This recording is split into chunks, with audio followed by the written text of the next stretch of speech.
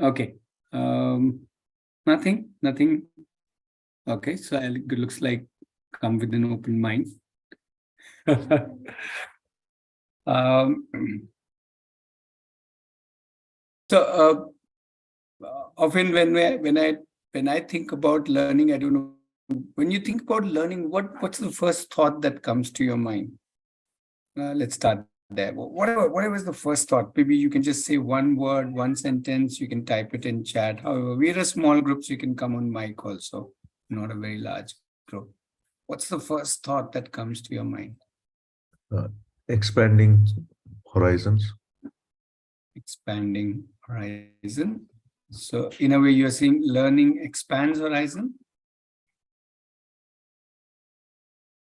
Yeah. Thought process, expanding the thought process. Okay. Yogeshwari is saying school comes in the mind. Okay. Interest. Okay. Interest in learning. Anybody else? What comes to your mind when you think of learning? When whatever comes to your mind, now that you are hearing the word learning, what is coming to your mind?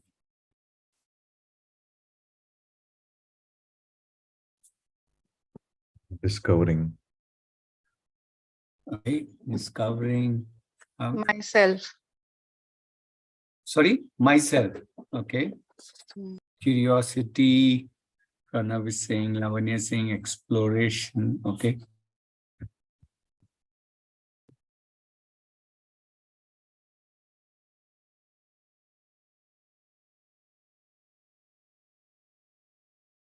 Phone. Curiosity, knowledge. Okay.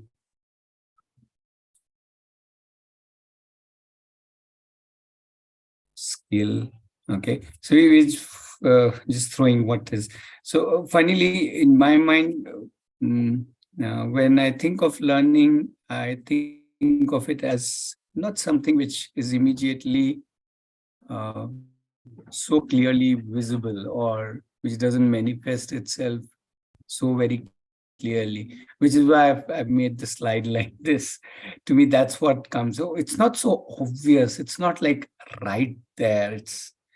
It's kind of little obscure. It kind of slowly, now how in good old days, how when you develop a photograph, how it kind of initially is hazy and then it starts becoming clearer over a period of maybe time.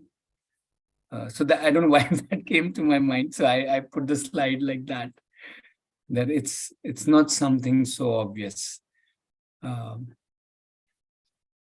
Maybe I'm saying from a learner perspective, maybe from somebody else's perspective, it may be different.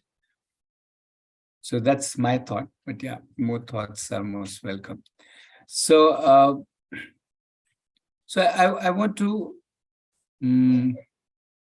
think in terms of mother tongue, right? We must have already thought about this, I'm sure, a number of times, but I don't mind revisiting this amazing phenomena of how do we all learn mother tongue? How did you or your child or anybody? How do we learn this mother tongue? So let's kind of decode this together and see if there is anything lying out there for us. So go ahead. You'll have to maybe, yeah, okay. Share on the mic or share in chat. Pranav, did you type observe now or was it to the previous question? Yeah, just observe, interact, maybe just see what happens when you say a certain word. And Okay, probably that's what goes into your memory, and then you just keep doing it. Okay, observe, interact, memory. I'm just typing in whatever order.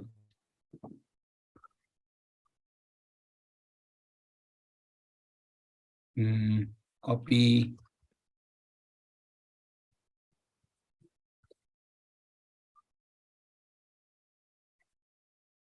You can also build on it. So if you are saying interact, what do you mean by interact? What kind of interaction? If you're saying copy, what do you mean by copy? Now, since we're talking about mother tongue, we can be specific about mother tongue, and let's see what that gives us. So anybody learning mother tongue, obviously it's gotta be typically a very small child in terms of age. So what would he she be copying? What will he she be interacting? So basically, what I understand is like initially we observe when somebody says a particular spoken word or certain sound, what action follows or something of that sort, and gradually Okay. probably So we try to wait, a little slowly. So you're saying we are observing actions. yeah, observing action, listen to the sound. So that sound Okay, results into what listen sort of to an sounds. Mm-hmm. and that sound leads to what kind of an action or what is an expectation from that sound. So when you keep looking and that's a repetitive behavior, then Mm-hmm. probably it stays with you. Okay, this is what say particular ajao. So then when you say ajao, then somebody is kind of coming here, or Mm-hmm. go, then somebody is going. So that's the so that's what Okay. stays with you, and you kind of try and Can I repeat it. summarize that as cause effect? Yeah. Mm-hmm. So More then you repeat. thoughts? You are at times you kind of make wrong sounds or probably say wrong things. But yeah, Mm-hmm. with time, you kind of pick it up. Okay, so you're saying based on the cause and effect, what do you do next? You tend to imitate the same things and see Wait, if you guys, sorry, you're going too fast for me. Slow down, okay, slow down. Meaning we're trying to decode, right? If that word makes any sense. So, okay. something that almost the whole of the world's population does, right? So we're talking about a universal phenomena. I'm just literally calling it, oh, okay, at least not universal, global phenomena. And we're trying to decode it. Okay, so cause effect. I as a child observe what causes what kind of effect, and then what is the next step? Probably I'll You try to said? do the same. And in that, I'll So if it's when the you say I do the same, I also say the same sound. or practice or say or something like that. I can bring that into action, into my action, and kind of Mm-hmm. see again. It's more of an experimental thing. So still, I kind of see if it brings the desired result. And yeah, and that's autocorrect, constant autocorrect.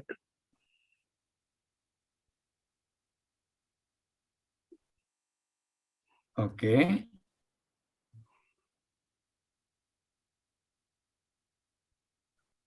More thoughts? So many people here. Come on, jump in. This I don't know if you are excited about decoding something as basic as that, but to me it is interesting. So about copy, I think Pranav already kind of mentioned about it. That after hearing the sound, seeing the cause and effect, try to do the same thing, like imitate. Try to bring in the same kind of And why would I want to copy it? to communicate, to interact, to see if they get the same Yeah, I kind of mean effect. that's the global or not the global, that's the larger objective. But why would, suppose I heard you saying something, why would I like to imitate? Just think about it. It's interesting. Why would I like to imitate?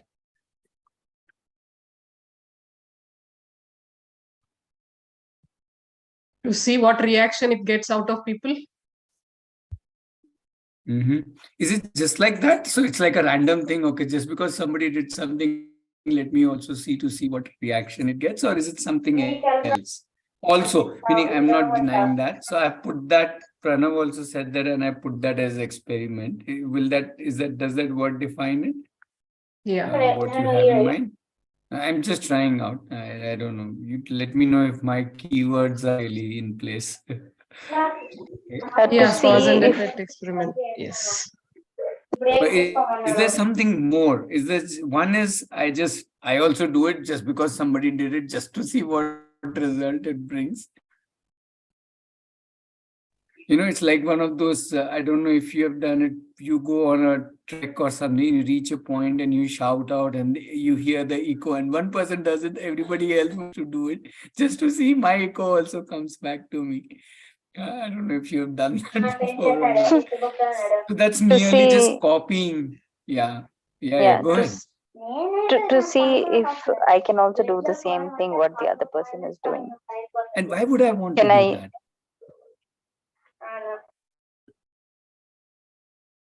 So what if anybody else is doing? Why would I want to do that? Why would I want to, within quotes, imitate or copy? Or one is this, one is just to see if it brings the same result. What else? Something else could be also driving, no? More than just the. Well, maybe it's meeting the needs, or Pardon? trying to get needs met. Okay. So when you are saying needs met, trying to get my needs met. So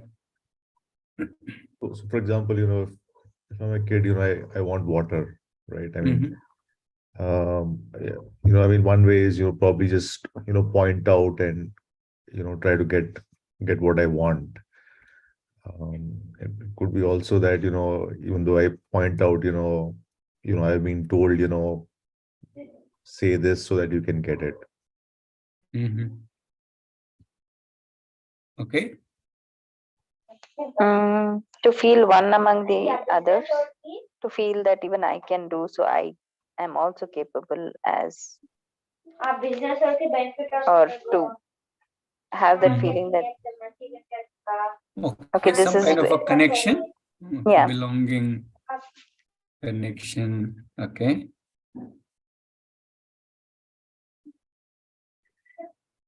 Me too, Brutus.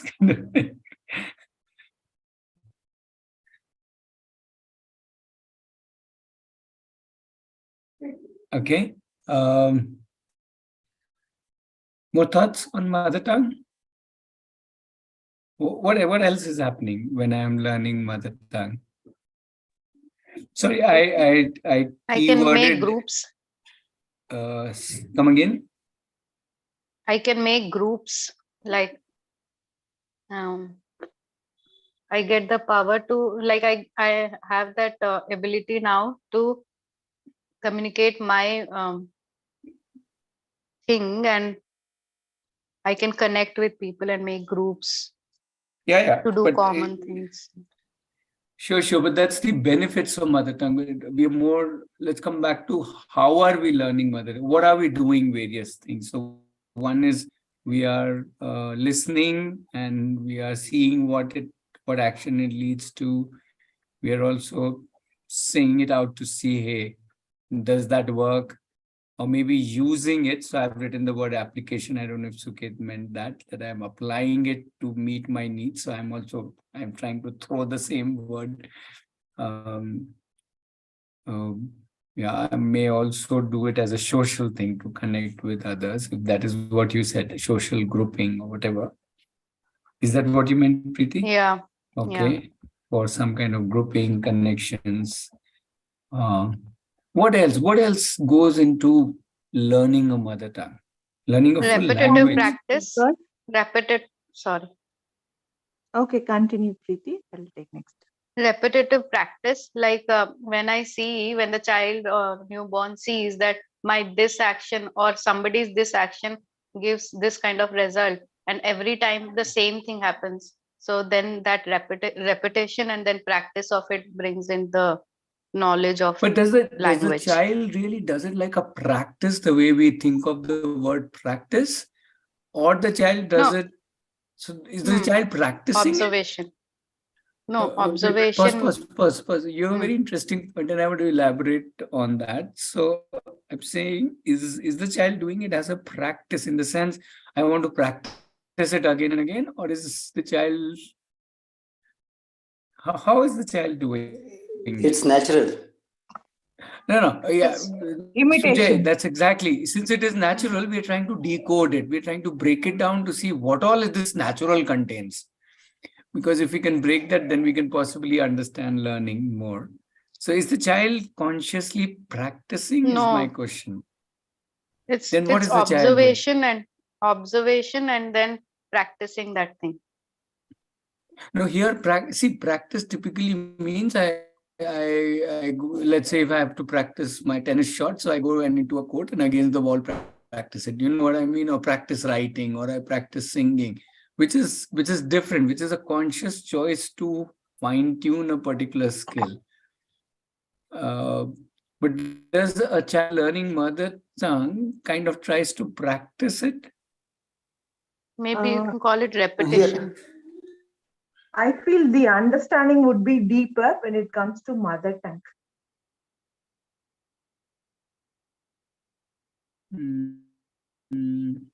I got your point. Can you elaborate? Yeah, are you saying that? So we are still with the practice. Are you saying the child practices, or it just happens? It just looks like a practice. It may not be practicing. I don't know. I'm just throwing it up. See, if I use something again and again, to another person, it may look like a practice, but I'm not doing it as a practice. I'm just using it again and again because it's in my context. It's like water example that Pranav was giving. I need water so many times, so I just end up practicing it. I think I think as a child, I don't think they're worried about practicing. I think they're communicating because they have to fulfill some need of theirs. So okay. So are you okay with the word I would add, application? Okay, yeah. Yogi here. Please. Yeah, I would add, when it comes to mother tongue, I personally feel understanding is more deeper, and you would be able to choose right word. Sure. But how do we learn it? We are more of how do we learn mother tongue? That's where we are. That's what we are trying to figure out. So through I want to say imitation. that. One minute, let Yogi finish. Yeah. Through imitation. I'm imitating my neighbors, my parents. Yeah. We again one step more. So how do we imitate? What do we exactly do, and why do we imitate? Why am I imitating whatever we call as imitating? That is an inner urge to learn. Yeah. What is that inner urge? That is what is it that I'm wanting to learn? How is it that I'm to express what I want? Yeah, or so what that's the need met that Sukit was saying, that it may be to meet my needs. Okay. Yeah, okay, meet my needs. Okay, needs and wants. Sense of Okay. belonging. Yeah, that has also come on the slide. Yeah, belonging, connection. That is one. That could be a reason. What else? So since we are trying to decode the thing, so it is like it is like observation, but actually in words, if we put, then it is like repetition of same thing, and practicing the same thing brings in the language to be perfect, or maybe whatever. Yeah, but is the Knowing child the even language. trying to make it perfect? Is the child even No, practicing? I'm That's not exactly saying what I am perfect. questioning. So our choice of words, obviously I'm playing around with the choice of words because it takes us, practice is seen as a totally different thing. In fact, when we are learning mother tongue, do we even want perfection? As in the child, I'm trying to be the child and saying, hey, how do I learn? So I'm questioning if practice. So let me give one example, simple example. Why? Because this is clicking right away. Because see, in our place, we have Hindi, English, Gujarati. Okay. So our daughter, she is not clear with Gujarati. Okay. But after listening to Gujarati number of times, the same thing number of times, she is able to, she is now correcting her grammar. She is able to correct her grammar. Yeah. So she is not doing it intentionally, but automatically it is happening. Yeah. So how is it happening automatically? That's exactly my point. That's what we're trying to decode. See, when we say automatically imitation, we're trying to gross it out and then we don't get anything out of it. But the interesting thing is, to me, is if you look at it very carefully, it kind of literally decodes a whole gamut of learning aspects. That's But why I'm little pushing. but for a child, it can't differentiate that it is mother tongue or this is second language or this is Sure, third sure, sure, language. sure, For a sure. child, that is We're just taking mother tongue as an example. We So can just call it learning a language. Absolutely, so agree with you. maybe there is constant learning and unlearning also happening. Like Ah, something I was doing wrong, okay. that's not Okay, so functioning. how does this unlearning happen? That's like autocorrect ka definition is learning, unlearning. That's what I can do further, bring it to Yeah, that but level. let's decode in terms of action. So what does the child do? That's what I like child It's as a we said. reflection. Yeah, Mm-hmm.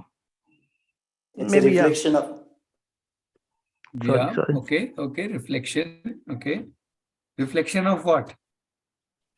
so reflection of his own action. Like for example, if he catches a word or he or she Mm-hmm. they catch a word and they kind of blab it out or pronounce, Mm-hmm. and later they will kind of hear a different slang or a slightly different version of that same sound, Mm-hmm. and they are basically then reflecting of what they already had considered as this either a pronunciation or kind of right slang for that word.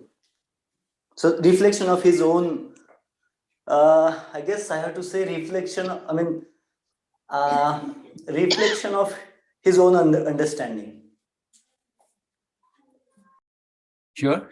I've purposefully put it as try, review, try new. Does that capture your thought? Can you say Yeah. repeat for that? Like Pardon? repeating it again and again?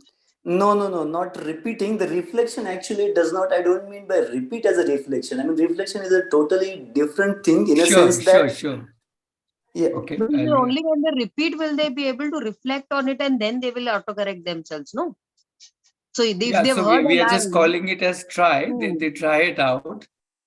Or I, as a child, try out, and then I review how did it go, or reflect, whichever, and then I try a new version of it.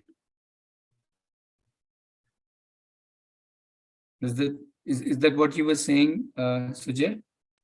yeah, exactly. Yeah. But I think Yeah. Vasundhara, you have a different point. from what I see from my child is she repeats it. She repeats it in different tones, in a different pitch, and then she tries to perfect her pronunciation. And why does she repeat? I've been asking this question. Why do they imitate? So mostly she's done that with songs, and she's No. done that. I'm asking why. Why do they repeat? They think we are correct and they are wrong. No, maybe they are looking for a feedback from us when they repeat. If we say something, I mean, for example, no, this is That's right. This is okay. You think they are looking She's for it, or repeating that's most of the our time point of songs view? and affirmations. Probably it just comes in her mind and she feels like humming it again. So she just, starts it again and again. So, like, for example, if I've taught her some Sanskrit words in the morning, mid-afternoon or in the evening, she'll start saying Mamma Nama, Mamma Yeah. Nama. Pause. So let's look at why do we repeat something. Let's say one could be, obviously there's a necessity. Let's say I have to make chapati every day because that's the meal, right? Well, why would I, let's say, go again and again to, let's say, play a game? because I like it. The pleasure I Yeah, derive it. And what's the pleasure you derive out of it? It's just that the game is interesting. It gives me a kind of challenge, or it gives me a kind of excitement as such. it makes you happy. Yeah, and what makes you happy? Humming it again and again. For Yeah. Solving Learning, it, like solving it. It's learning like playing a something game. new. Interesting. Pleasure, challenge, interest. Learning something new. It's Yeah, that which is creates that joy. challenging, right? Yeah, that creates that joy, and they want to repeat it. Yeah, They feel enjoy. capable. They feel more as if they have done something. Yeah. And then again, they have that curiosity, ye kya hai, all the time. who is that person, if we are in the garden or walking Sure. down. So that's where we started off. If you see the slide, somebody said cause effect. So the curiosity comes because we are constantly analyzing as little kids that, okay, oh, this is for this is for this. Then there is experimentation, application, connection, review, reflection. And there's this whole pleasure out of the challenge that it gives. So because it is challenging, I keep on doing it. And at some point it stops being a challenge and I leave it and I move on to something new. If it stops being a challenge or if it stops being a joy for me, I kind of leave it. But something can continue to be a joyful thing and I can continue. Like the same joke, I can keep telling some 50 times. Even if you get bored by it, but I can keep on telling. One more thing I would like to add is like my daughter, no, her name is Ria. So she cannot pronounce R. So she says yeah. So she wants to pronounce it perfectly. So when we say, okay, your name is Iya, she says, no, my name is Iya. So she is trying to say it as Ria. So I don't know Actually, that's very interesting. She's not trying to say it Ria. She is saying it Ria. Yes. The whatever we say, suppose we are saying it as no, wait. Pause. When she says Ria, the R sound doesn't come, isn't it? Yes, exactly. Yes. And yes. What do we say to her? Then when we say her, oh, your name is Ria. Yeah. So we are trying to, let's just call it, we're trying to correct her. Yes. No. Yeah. We in a sense, we are trying to say it within quotes the right way. Okay. Do you do that? I mean, I'm not saying you do that, but a lot of people do that. No, I don't say. Like just to what to say. Just to play around with her. We sometimes play around with her, like just to make fun or something like that. When she says yeah, we actually it is Ria, right? So we say, okay, your name is Iya. Then she corrects us. No, my name is Iya. So she is pretending to be Ria. But what I'm pointing out, if you can get it, is that she's not saying Iya. Yes. She is saying Ria. Yes. She is meaning like that. Not just meaning. She is saying Ria. Okay. Yes. No, how that? No. How that? What you hear is Iya, but she's saying Ria. Whatever we say out, we first say in. Okay. Do you get me? As in, we say it in our minds. And in her mind, is she saying Iya? No. She's saying Ria. Only the mouth, tongue, syllable, and sound production is still limited. So what we hear is Iya. But as far as she's concerned, she's saying Ria. Yes. So that's funny, right? From their point of view, what they are doing is complete. From our point of view, we may see it as incomplete. Yes. Or less, but they are not doing anything less or more. For example, for whatever they are doing is complete by itself. But we have never corrected her, saying you have to say in a proper way. We haven't told her. Sure. I'm not saying you corrected her, but I'm just saying it's very interesting to realize that she's not saying Iya. She is actually saying Ria. Yes. Because in her mind, as a self sound inside her head is Ria, because that's what she has heard. Yes. Yeah.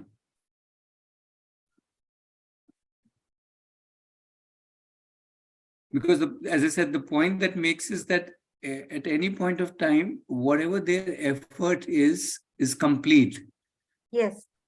And we as adults need not look at it as complete, and we get very unsettled with it. But from their point of view, whatever they are doing is complete at that moment. And then the next one will be again a different version of it. So that's the beauty of learning. It's complete by itself in this moment, because that is complete. Yes. I don't know if I'm making sense, but that's very beautiful. And it's what you said is right now very interesting. But in that case, I'm just wondering, why do I correct it? I mean, that's your choice.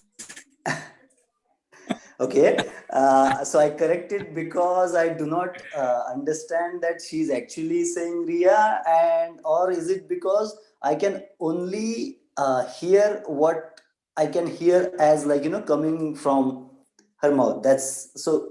Which one is like usually okay with you? Maybe just like why do you correct or you don't correct at all? You're asking me?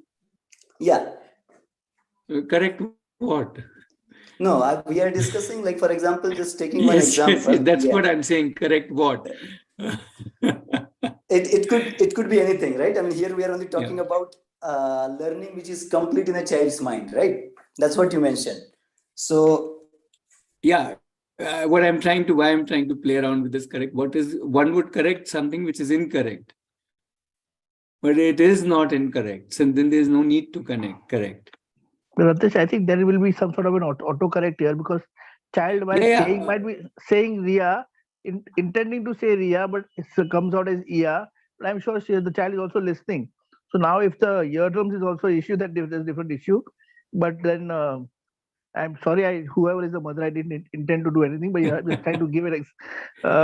Point so is to Pranav, interestingly, so yes, the feedback loop will come in many different ways. If you know, when we speak, our ears don't hear from the outside. We hear through our bones much better and blah, blah, blah, blah.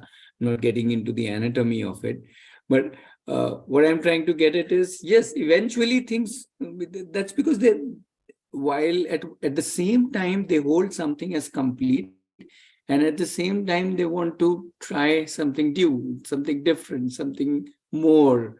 And as they try, the other faculties improve, like the tongue, and then they're able to pronounce R clearly. Obviously, R is one of the last syllables that sounds most of us learn. It's true for almost all of us. It's a difficult sound to be made. So but the interesting part is, if we realize that for them, yes, the feedback loop is definitely there, and that's the most beautiful part of learning, right? Or creating, that we are constantly doing something, and then, but we don't look at it as children. We don't look at it as a mistake. That's why I like to say that, to me, the attempt is always complete. It's not less, it's complete.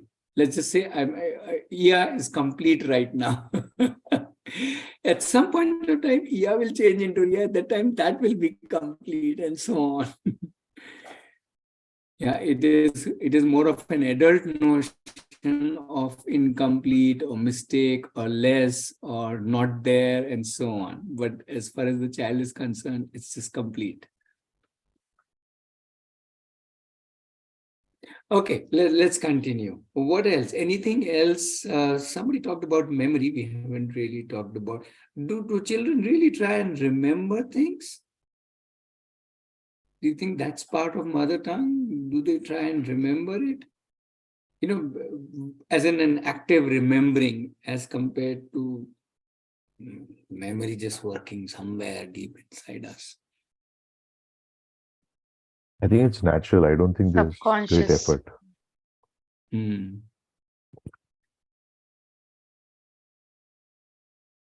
So if you allow, I'll put a question mark to memory also. अरे subconscious memory तो होता है ना? Yeah, but that's not how the child is learning. That is just there. Yeah, the effort is not in memory. The effort is not in practicing. The effort is in, let's say, fulfilling my need, or connecting, or experimenting, or analyzing. Learning is the effort part. It's learning, there's an effort. Where is the effort, if that's what we are trying to decode? Because if we realize that, and then we connect to those efforts, to me, that is what is learning, not the outcome of it. That I'm able to say a mother tongue, that is the outcome. But the learning is all of these efforts, cause effects, experiments, application, connecting.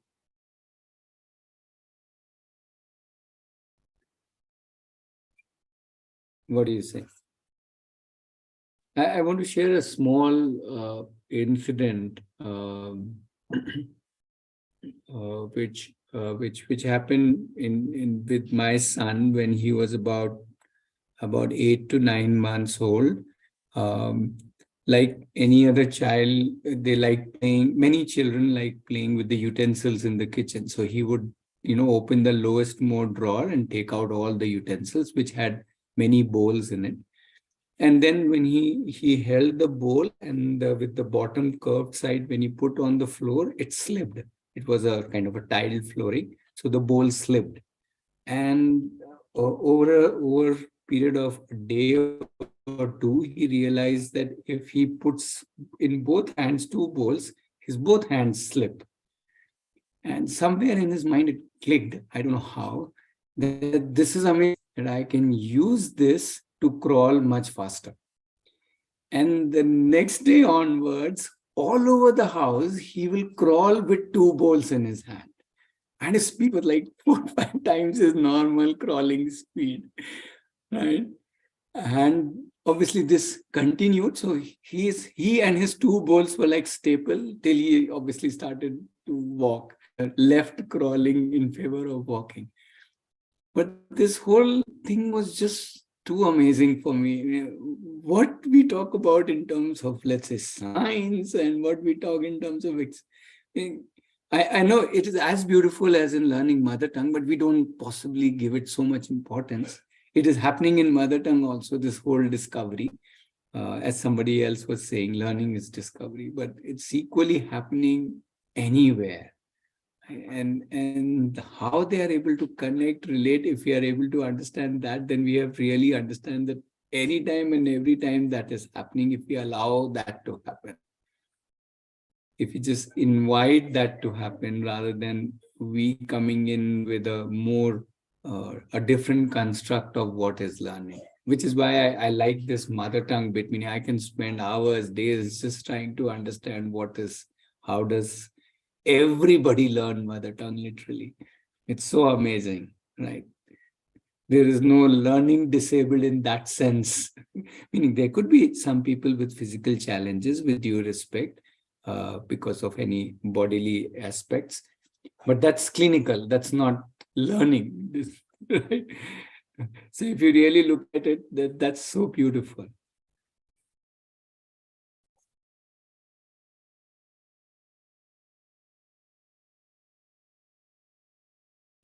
So interestingly, the education world has a word for it, and that's a very simple word, that it's called constructing your learning. Oh, sorry, I got the spelling wrong. Yeah. So if you really see how does one construct one learning, well, these are some of the points that whatever you have shared is perhaps goes in constructing our learning. And I don't know if you would agree with me that one of the things that we construct is our mother tongue. We literally construct is brick by brick, literally, or you can call it trick by trick, if that is what it, is this whole game about. So let me take a pause. Any thoughts?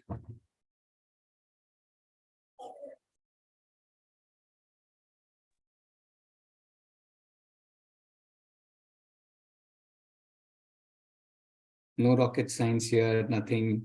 Sorry, I don't think I'm sharing anything which is very aha. But in its simplicity lies the beauty, I guess.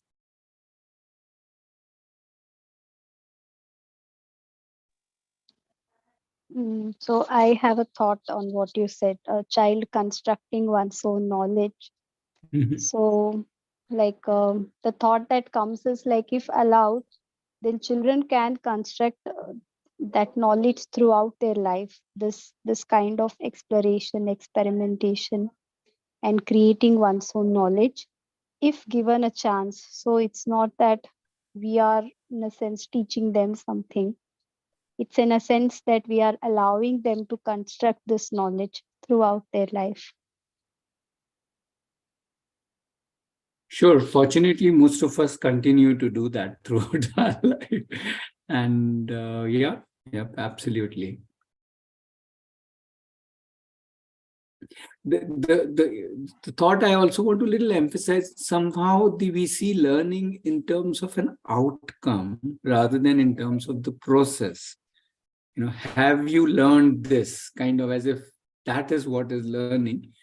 But if I have played around with, let's say, cause effects, if I have played around with it, or rather with experimented with it, if I've tried it in many ways, if I've connected it in many ways, if I've reviewed, tried differently, if I've put some challenge, interest, joy, pleasure, then I am learning. Meaning, what else?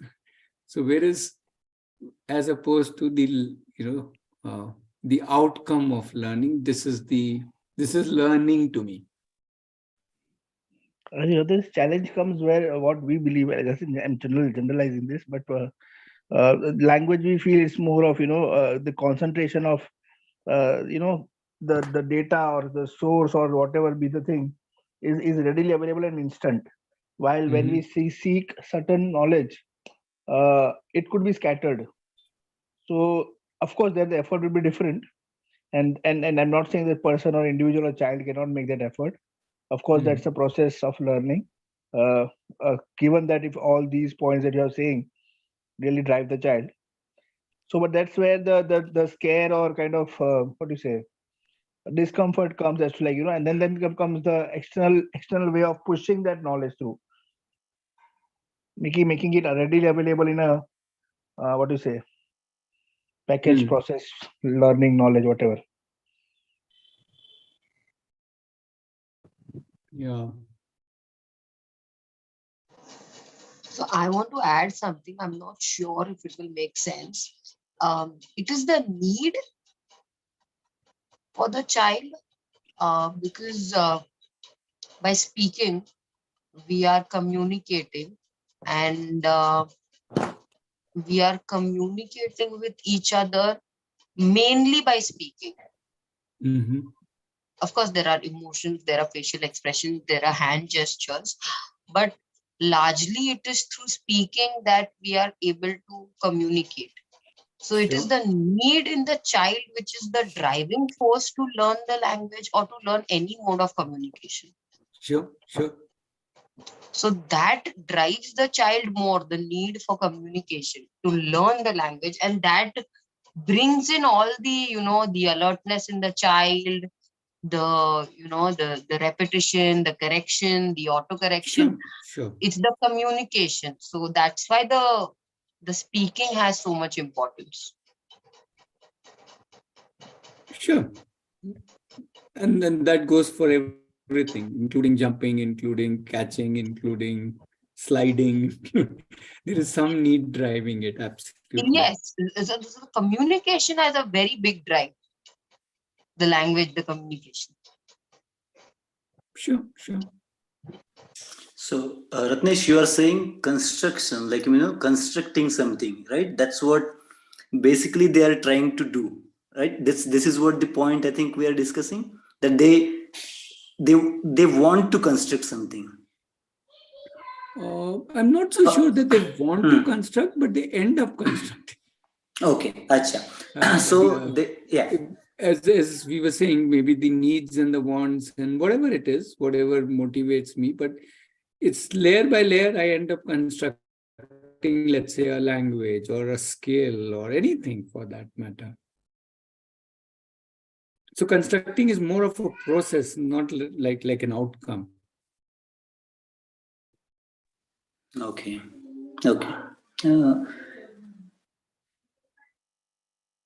So constructing more of a process, right? That's what you're saying. So constructing more of a process, but they are not natural. I mean, they are not driven by the outcome, because they don't even know what the outcome is going to be, right? And still the outcome happens to be the intended outcome, so to speak. So how can that happen? I'm just wondering. I mean, I'm not sure I understood your question. Yeah.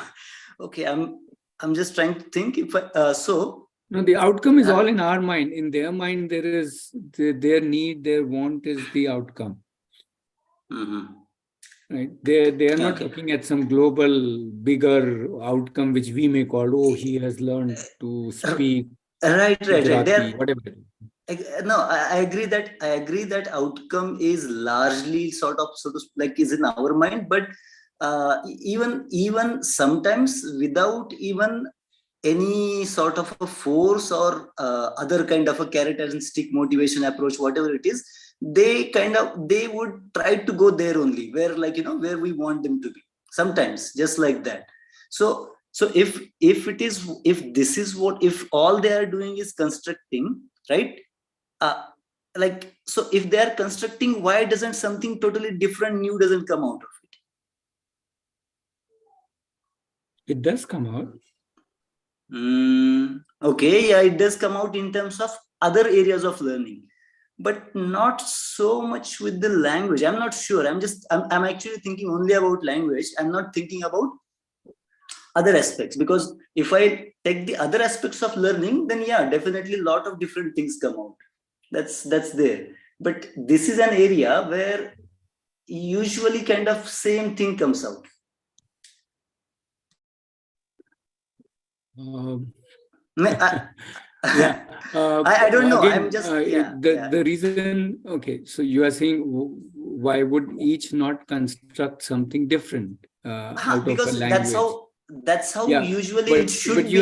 You see the bricks that they are using is what is being used around them, as in the words and the context of that words, right? Which is why in terms of language, those are the bricks, but they do play around if we allow them to play around with language, with words, not just in what language can do, but even the words themselves. But we tend to not give them much importance. We tend to give more importance to, oh, they are speaking my vocabulary correctly, rather than they are coming out with their own vocabulary. So again, it's what we give importance to. We direct them towards standardization rather than letting them explore their own non-standard, their own experimentation. But that's okay. That's fine. There's nothing wrong or right about it, because they are also aligning themselves to the world around them. They don't exist in a vacuum. That they just keep creating random things. They're also, the whole effort is also to align themselves, like the grouping, the connection, the belonging. So the networking that they are doing with the belongings around them. So that's very useful for them. It makes sense to connect with. If everybody calls a ball a ball, if I call it a ball, it is helpful. If I call it something else, it's not very helpful, because let's say another person will not give me when I need it.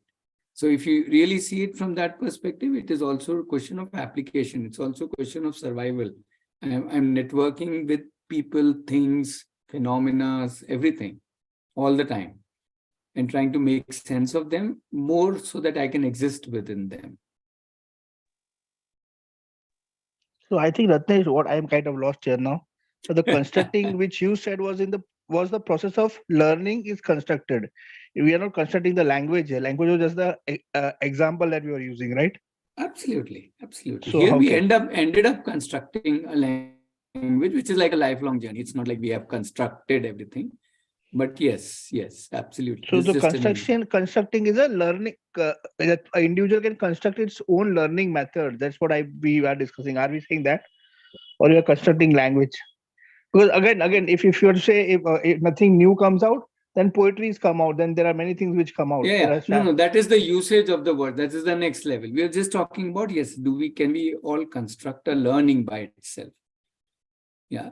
In a way, what we say, it is very natural for the child to learn something. So what is this natural thing? The natural thing is the whole, you can say, method, or not method, is that each child is fairly wanting and capable of constructing his or her learning of anything, whether it's language, whether it's relationships, whether it is emotions, whether it is mathematical construction, whether it is scientific construction, and so on and so forth, artistic construction, everything.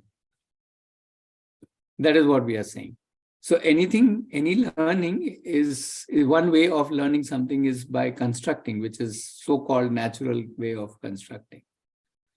Oh, sorry, natural way of learning.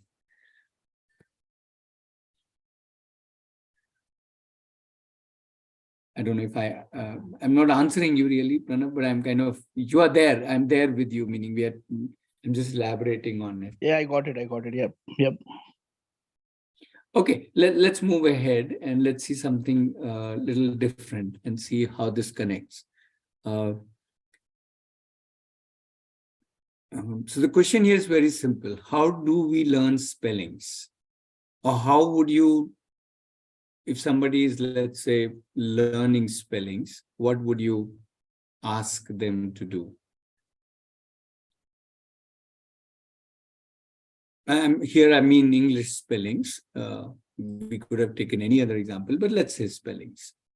English spellings. By listening to the sound of the letters, how we pronounce,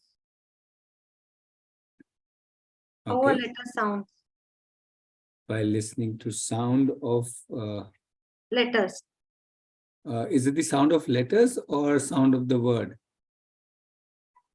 First knowing the sound of the letter, then it comes with the word, I suppose. Or the first with the word, actually, the sound of the word, then we analyze maybe with each alphabet. Others? Right. By writing, we learn writing, spellings. Yeah. And how will I write?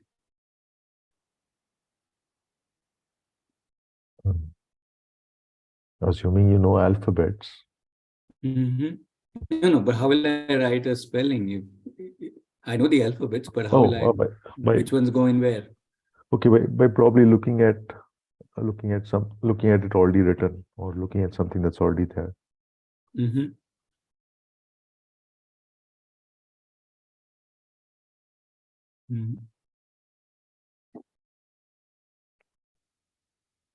But in which case, why do I need to write it? Maybe it helps with the it helps us register. Or if I keep looking at something, will that not help it register by itself? Maybe that could be another option.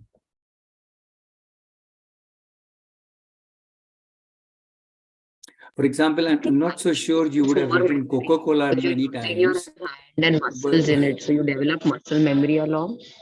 That is why writing also helps with muscles moving and muscle memory development.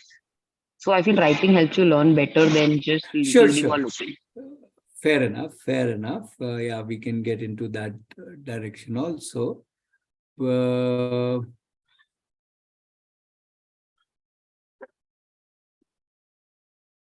But do I really need to write? Can I not just look at something?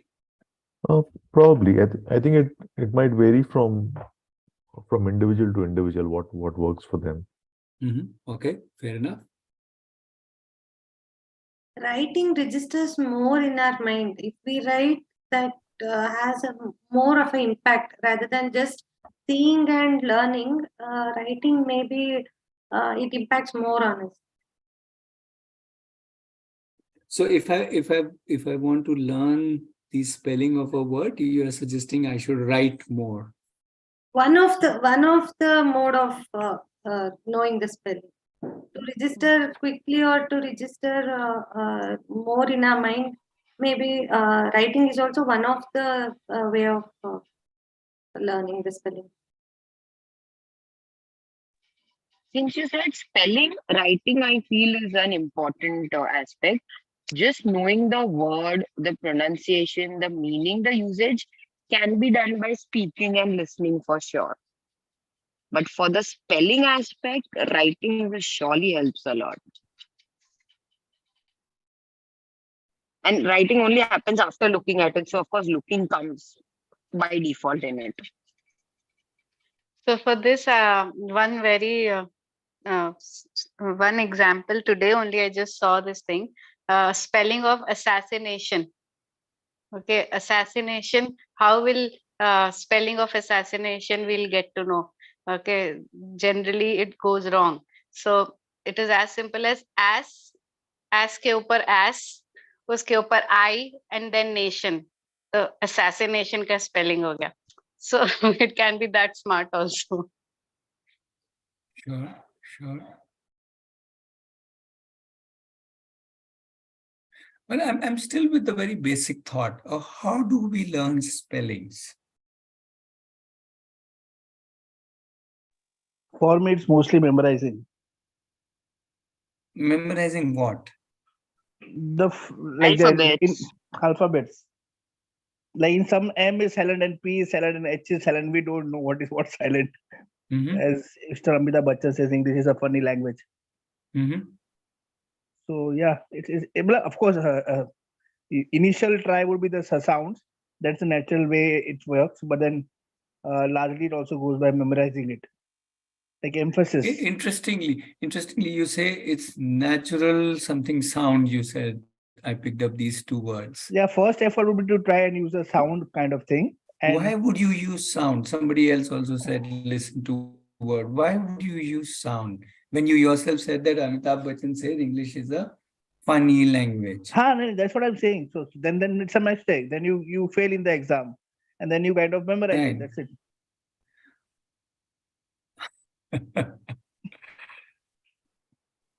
So interestingly, yeah, go ahead. I think spellings gets registered by image. Somebody else was also sharing something.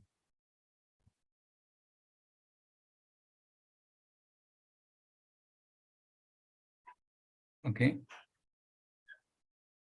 Yeah, so let's think of what Preeti is saying. So somehow it's very funny if it's funny or funny or funny. I don't know what is the spelling. If I say it, I don't know what is the spelling because that's not how it is written, isn't it?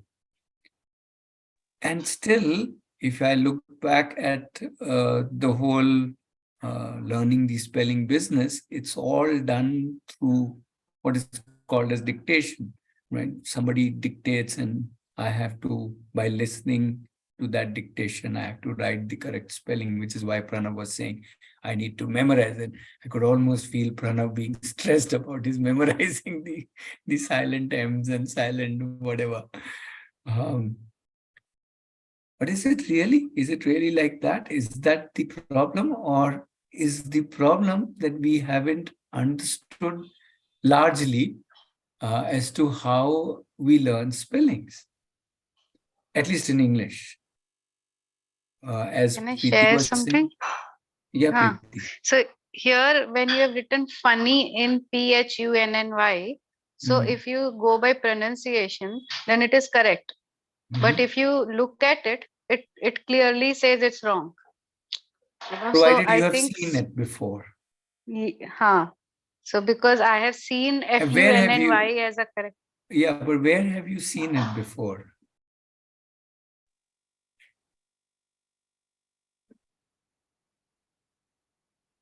Yes.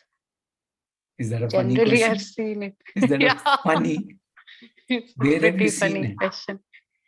Where in text, wherever in my books or wherever I have read about it, so everywhere it has been posed as FUNNY. So now so the keyword, wait. So the Hmm. keyword I got from what you said is wherever I have read about it. Which means for me to form an image, I need to see the word in text. And the word in text I will see when I am reading something, not when I am writing something. which means if I want to learn spellings, as Pranav was saying, to memorize it, I should just read it more, as in see it in print, as somebody else also said, looking at it written, but not to write it, just to see it. It's like if I meet a person again and again, then I'm able to recognize that person. Why? Because I've seen him again and again. Yeah, it's as simple as that. If I don't see that person for a long time, but I still may be able to say, I've seen him somewhere. He looks familiar, right? And if he has changed something in his face, I start getting confused. What has happened? He used to be not like this. He has changed. Maybe the hairstyle, maybe whatever. But in the same way, interestingly, when we learn spellings not by writing, not by speaking, but by seeing them. The more we see them, the more the image just goes into the so-called memory. Though we don't really need to memorize, because we are not memorizing, we are only reading them. We are just meeting them again and again. We are making friends with them. And if we meet the same word again and again and again and again in many books, as Preeti is saying, then they just become part of my friends list. I become familiar with it. Then if instead of the F you write PH, I immediately, so I haven't seen this funny guy before.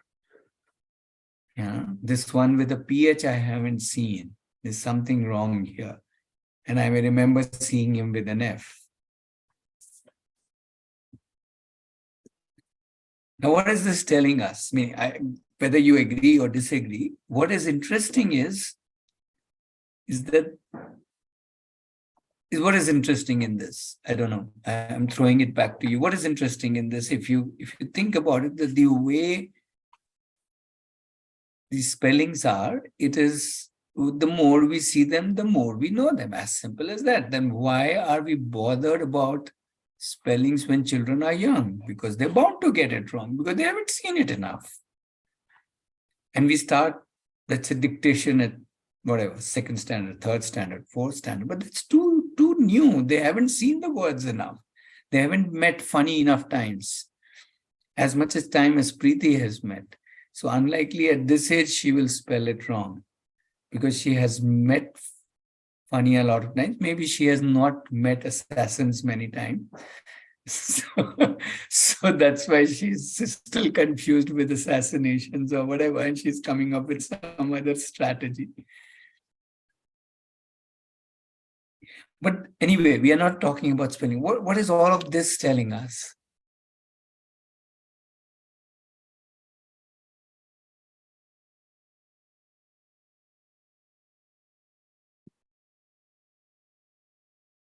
Sorry, I didn't get your question. I'm saying, what is all of this telling us? Not about spellings, but in general, yeah. So the exposure is required for learning. Okay. Exposure and experience. And what does this? Yeah, sorry. And I'm coming. I'll come back to you. Yeah. Go ahead. Shall I? Yeah, Meera. Yeah. One more thought that that was coming to me when you're saying that we are checking their spellings even before they have got that exposure.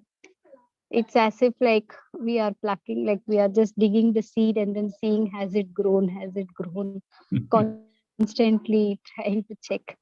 So we make sure it doesn't grow that way. Some thought just popped up. Yeah. That's an interesting analogy. I should use it sometime. Okay.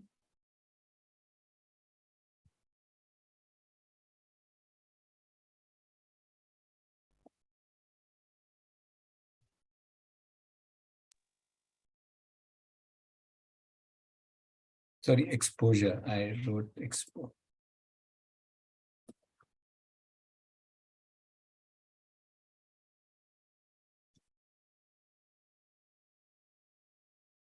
So if you allow me, I would say the world has got it all wrong as far as spellings is concerned. Okay, 99 out of 100 people, when I ask them, how do you learn spelling? They say by sound, but that's completely incorrect. And I have no qualms in saying 99 out of 100 people are wrong when it comes to spelling, because we learning spellings through sound is, at least English spellings, is the most horrible way, because English has all kind of pronunciation for all kinds of words. Exactly as Amitabh Bachchan said, that English is a funny language. And knowing that it's a funny language, we still keep on giving dictations to children, and then we say that, oh, English is a funny language. But then the moment we realize that, oh, the child who is well read, or by the time children are well read, let's say 13, 14, 15, now they start making very much fewer spelling mistakes, or they get stuck with only newer words. For them, the words which are there in their books over the last 5, 6, 7, 8 years comes very naturally to them when they are 10, 11, 12, 13, when they've read, let's say, for last 6, 7, 8 years.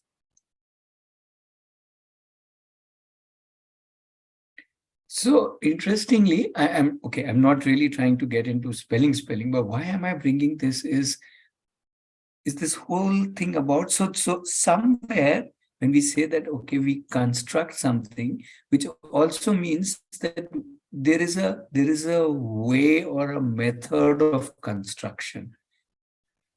Yeah. And somewhere we lose that way or method, whichever is the method, and we try and impose our methods onto it, And then we say that this is the way you should do it. Otherwise, you will not be good at, let's say, English, for example, or not be good at spellings, or not be good at many, many things. So we produce our constructs onto the child, rather than thinking, hey, what is the construct?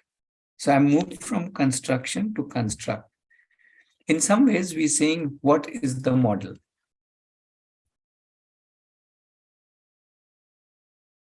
So I'm not just talking about an exposure and experience. I'm saying there is a model to something. Let me give you another example. Okay. How should we sing? Okay. Or let me put it this way, in a more humble way. When I sing with a lot of emotion. Is that a good idea? Because I sing my favorite song, so I sing it with a lot of emotion. Is that a good idea? It's certainly not a bad idea. Okay. But if I really want to sing well, is that a good idea?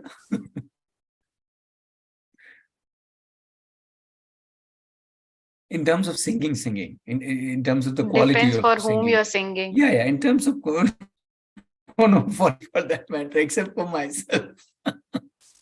So if I really go again in terms of understanding how singing works, well, singing does not work by emotions. Singing works with something else, which is how we hear a sound, the auditory part, right? The swara part. It does not work on emotions at all. Yeah. That's just one example. So if one has to improve one's quality of singing, one has to not focus on the emotion, but focus on something else. Yeah, that improves the singing. If I just go on emotion and like full on the stage kind of thing, then we know what the result is, right? Only we enjoy. Everybody else does not enjoy it in that sense. And then in the musical sense, I'm not saying in terms of opinions they don't enjoy it. That's not the point that I'm trying to make. What I'm saying is that when we are learning something, there's also a model to it. And as simple as that, whom will I model or whom will I copy? The one who does it well. So if somebody does something well, if a carpenter is working and I would say, let me see how he fits in, he hammers in the nail. How does he hold the hammer and how does he bang on to the nail? And I can see what his construct is. And I can copy that construct. I can model, let's say, a carpenter so that I can also learn the same skill. I can model a singer. I can model somebody who's good at spellings. How did he learn spellings? So an interesting part of learning is copying. And copying is not just copying what somebody is doing, I just copy it, but more importantly, how somebody is doing, and that is what I copy. Does that make sense? How is somebody singing? How is somebody hammering a nail? How is somebody, let's say, rolling a chapati? How? The how part is coming from the modeling. Much like, how is somebody's spellings better than mine? Is it that that person has read more, or is it that person has, taken more dictations?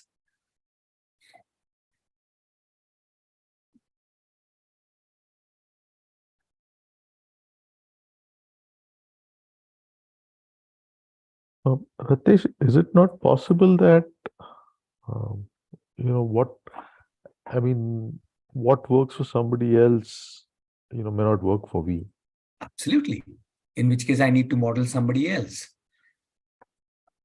Okay. Surely, right? Okay. I may model Preeti, and that doesn't work for me. Then I'll model Suket, and that doesn't work for me. And then I will model just Sujay, and maybe that works for me. Okay. Absolutely. Okay. So knowing who to model also is an important. Or Yeah, maybe, or modeling as many till you get what you want. Yeah. And children do that. Okay. Yeah, they are constantly modeling how somebody does it. Not just what somebody does, but how somebody does it. Yeah, so Pranav, you were asking, no? I think Pranav was asking of somebody that, okay, the auto correction will happen. The Ria will come out of the Ia. Okay. Part of it is to watch how somebody's mouth is when they are speaking Ria. Children are watching us very carefully. They are literally seeing, okay, how are they doing it with their tongue and how are they doing with their mouth? We don't even realize it, but they are like microscopically modeling us.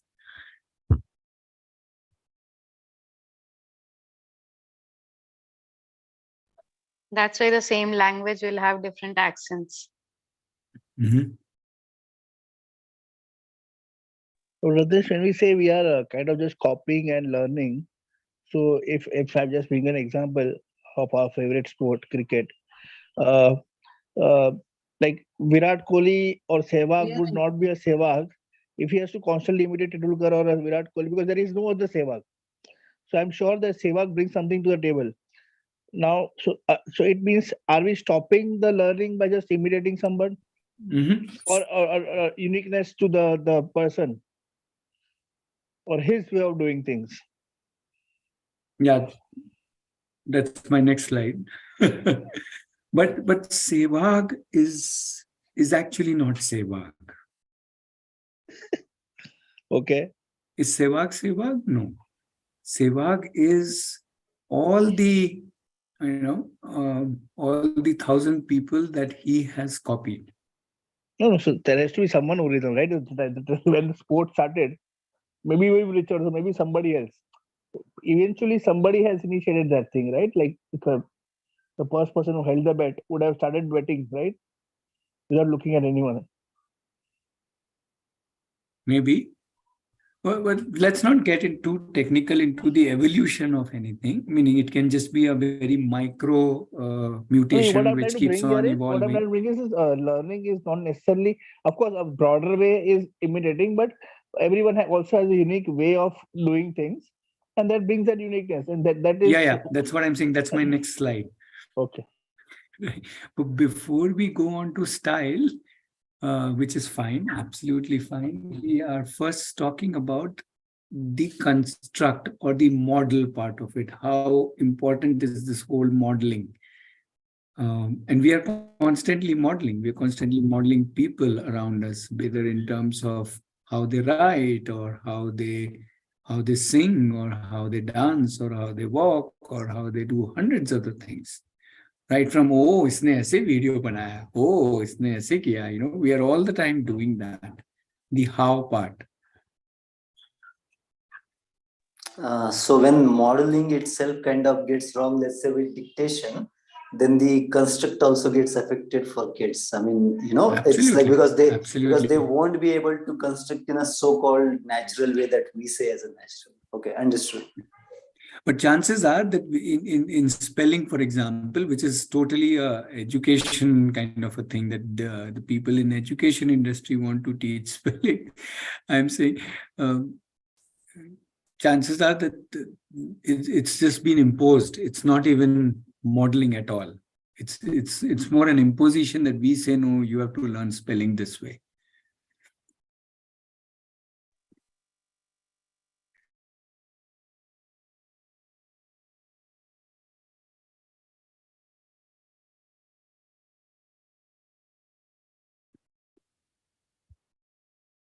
Yeah, but what I want to say more importantly is that a lot of times we do not, we think we know the right way, and we kind of push children to also do it the my way or right way, my way of pouring the tea and my way of doing hundreds of other things.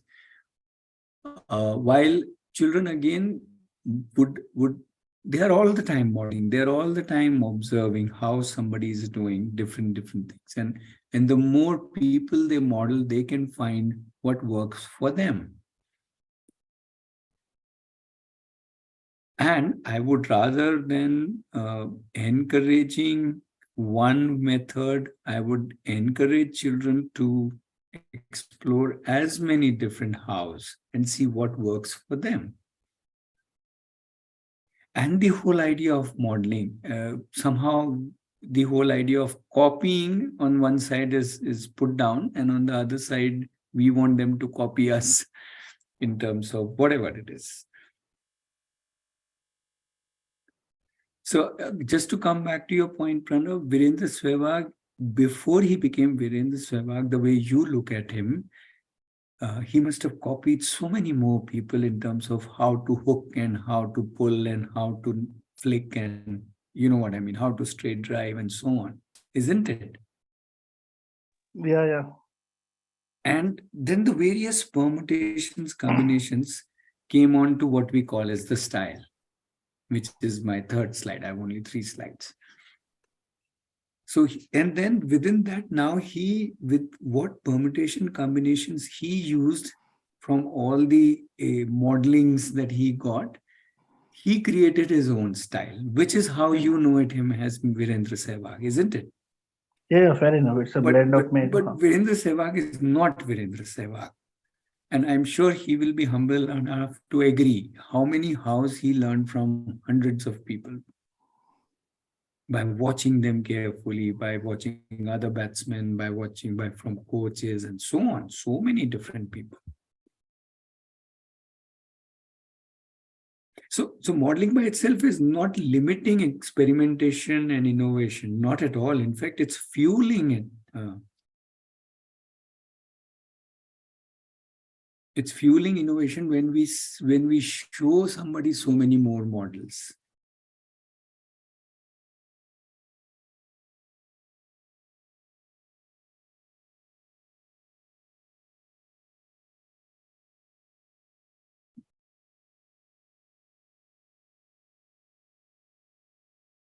And why I brought this spelling example is just to show how a simple thing, we have got it so all wrong, and then we keep doing it again and again. When I say we, I'm not saying this group has got it wrong, but I'm in general saying as a whole system, we seem to have got it all wrong. So Ratnesh,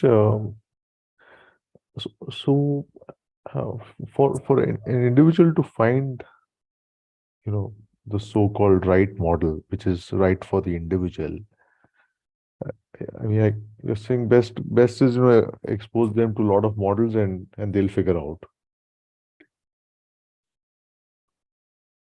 we don't really need to expose them. They will expose themselves. They will look at so many people and figure out which one to model, so to say, which is why by the time they reach again slightly older age, they start modeling their peers more than their parents.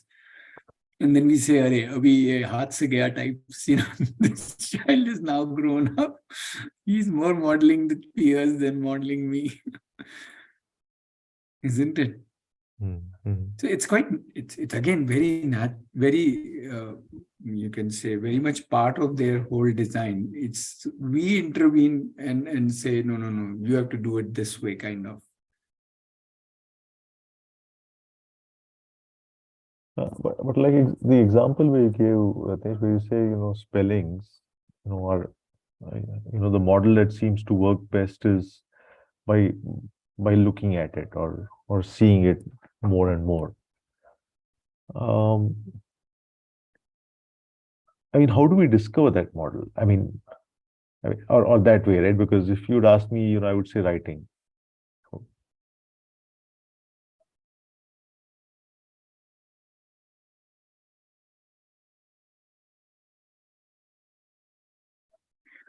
You're saying how does a child discover that? We have to allow the child to discover. That's exactly what the whole point of modeling is, that the child can see, the child can allow him or her, before we start saying, no, we need to test you, and since you are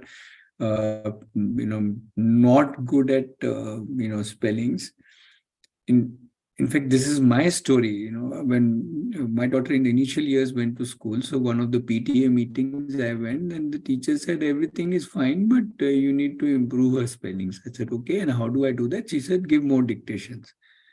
And I came back home thinking, really? All I have left is to give her more dictations. Is that what I want to do? Whole of her summer holidays to give her more dictations? I said, no. There's something fundamentally garbad here. And that's when I started thinking, how do we learn spellings? We definitely do. Meaning we can stuff people with spellings by making them write the same word 50 times on the blackboard or notebook or whatever. But that's not the way we really learn it. Meaning, if you want to just learn it very effortlessly, then you just read it more. The more you see it, the more you know the spelling. As I keep giving example, how do you know Coca-Cola's example? Spelling, or Kellogg's spelling, or whatever brand you keep seeing, you haven't written it down. Have you ever written down Kellogg's? I doubt. Yet you know the spellings. How do you know the spelling? You know it because you see it. If you eat Kellogg's a lot, meaning I don't, but that's just an example. So I'm just saying, it's if you allow children to look around, figure out, see how things work for them, yes. And also a realization that whatever seems to work for me now may not be the best way. There could be a more smarter way or more better way to do it, which I can discover some other time. There's always somebody might model another in more interesting ways of doing anything.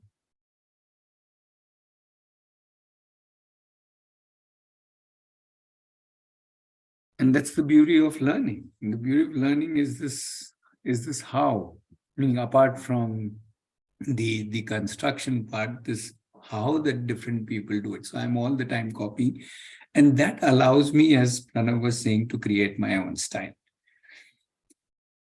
which I think I've kind of run out of time. But I just want to end by saying, to me, the style is the most beautiful thing that comes out of when I allow these two to happen. When I allow children to experience their own construction, when I allow them to model different people, different ways in which things are happening around us, and try it out.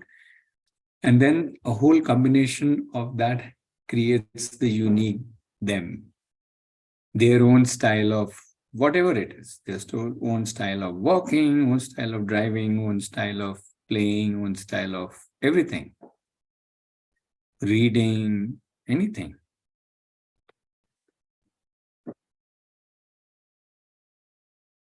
I often joke with parents that, again, maybe not with this group, it may not apply so much, is that if your child is studying something, lying on the bed with his leg up in the air against a wall with loud rock music blaring in the background, what will you say? Obviously, in a more regular setup, people will say, no, no, no, that's not the way to study something. But is that how it is? That's his style. If he is able, or he or she is able to study something that way, then that's his or her style. What's wrong or right about it?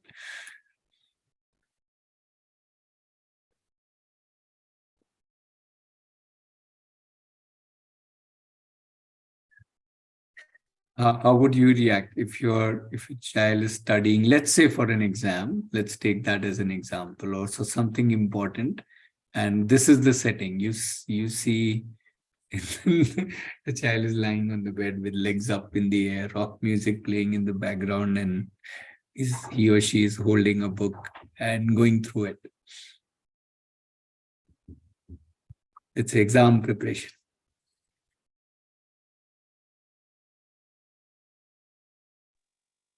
She's studying or making fun of me.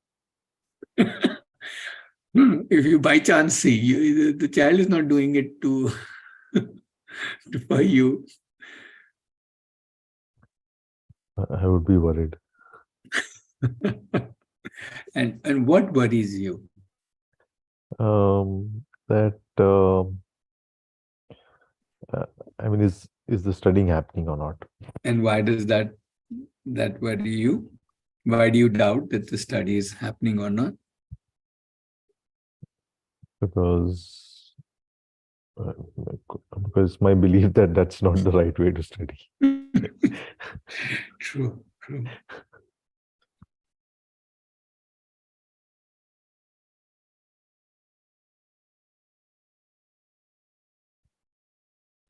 It's like I'm reminded of Virendra Sehwag again.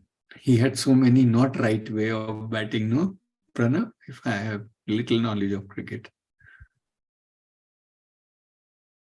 I don't know. Right, wrong. I don't know. He scored runs. That is the ultimate thing. That is Yeah. But when he came on, there were a lot of his way of batting was very unconventional. And opener wasn't supposed to bat like how he would bat. Yeah.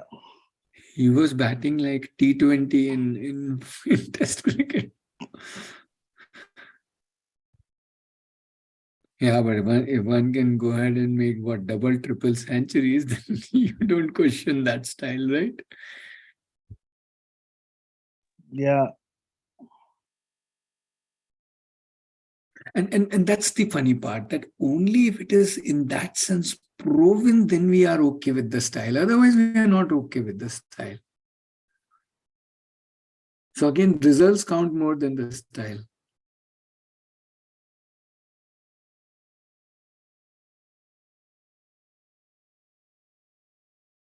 Okay, so let's pause here. Yeah. So I just had these three keywords in my mind. First is the construction or constructing as equal to learning. The second is modeling, which is to me perhaps the most common way in which we gather from others. So that's the way we learn from anybody, right? From an expert on a TV screen to anybody around us. We are all the time, as they say, a tiger is made up of all the deers he has eaten, right? So we are modeling all the time different people. And that's the beauty of, that's the how of learning. And the third is to create one's own style and enjoy that style. And that's what makes Virendra Sehwag, and somebody else. Virat Kohli, and Pranav. No? I was going to say Preeti. Yes, Preeti and and all of us.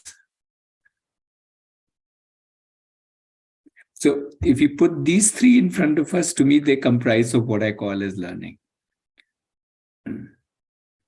Meaning, I'm saying, if you really look at it, we try to control these three. We try to either control we say, don't construct, I will give it to you, I will feed you.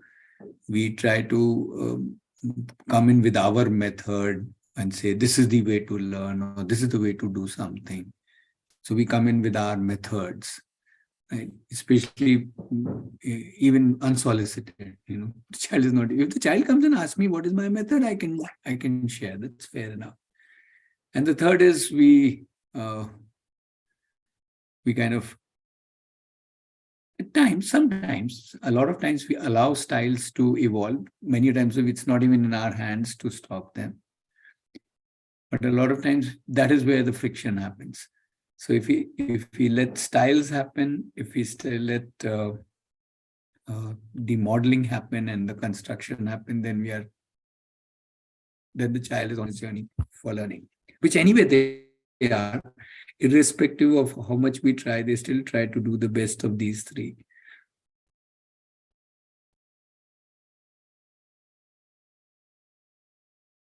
Yeah, okay. So we are 10:35. Let's conclude this with some quick thoughts, whoever wants to share. Let me stop sharing.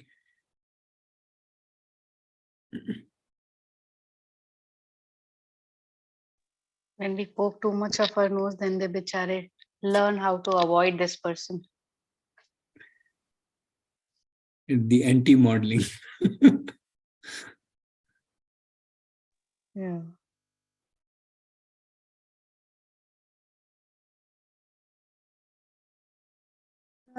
Think simple. Think simple in terms of the process and all, not the way we have been brought up with some terms and conditions like this method is the right method, that method is the right one, and all.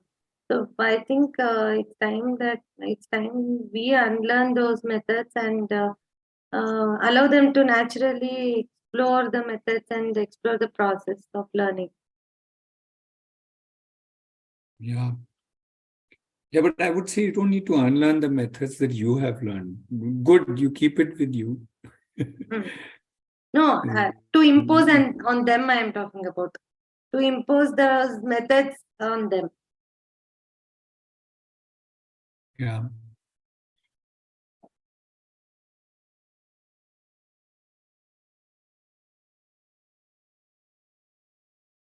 Any other thought? Anybody else?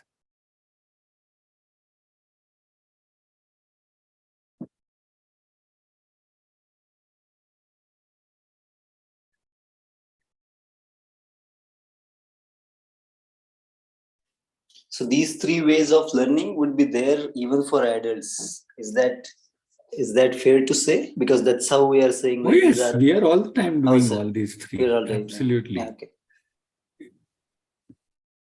It's just that maybe at this stage we may be able to put our foot down and say, no, I want to do it this way only. Right? But in a younger age, the say is lesser. While I think it should be the other way around. I think it also, like the points that we initially captured, like 6-7 points, it was all from child's perspective, the need, the play thing, the challenge and everything. So ultimately it's driven by the child. Like if child feels motivated, automatically the learning part will happen. And yeah, that's where it is. So pushing it down or forcing it down might or might not work. But definitely the other way works for sure. Yeah, which is why we say each one of us is a self-driven learner, because we learned a mother tongue.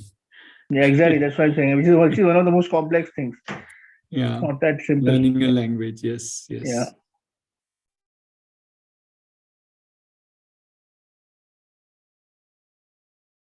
So there's a little story of, we call it the story of the lost cows.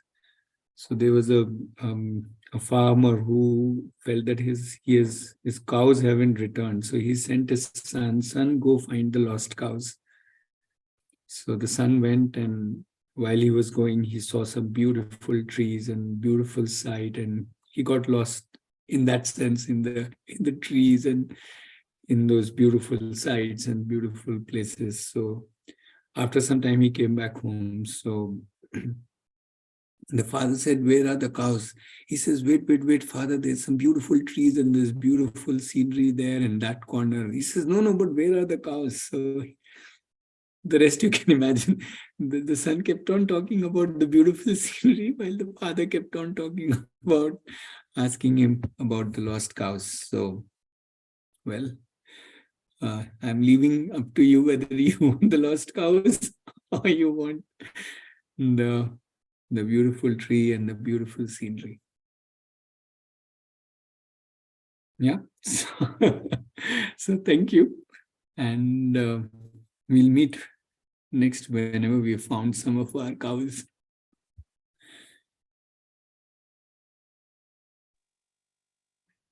Yep. Yeah. Good night. Thank you, Ratnesh. Good night, Ratnesh. Good night.